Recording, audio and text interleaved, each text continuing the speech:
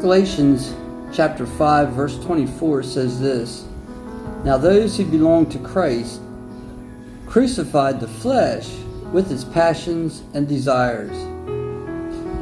You know, that's a verse that, we can kind of read over kind of quickly and not really think about the implications too much.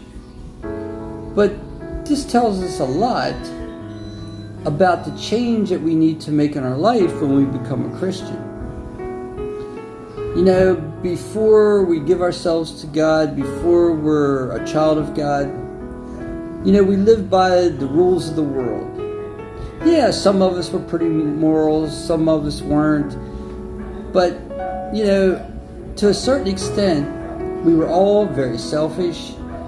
We all had these worldly desires. We had desires, strong desires, not just I would like to have, but strong desires.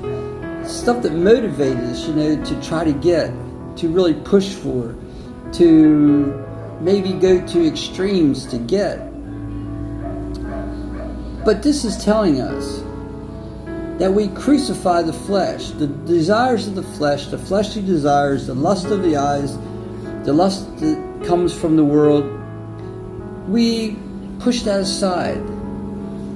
Actually, we kill it. We get rid of it. And the things that's important to us start to change. Instead of living for self and wanting everything for ourselves, first of all, we want to please God. We want to do things His way. We're willing to change plans, go from our plan to His plan.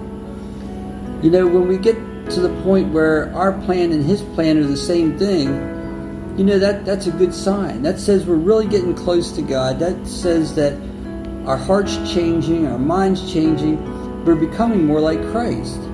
Because that's what Jesus said in the Garden of Gethsemane, "Not my will, but your will."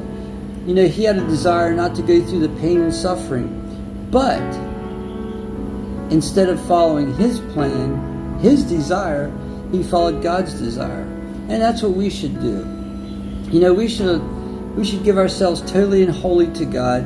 We should be willing to obey Him, follow His plan, and allow Him then to bless us with the things that we desire.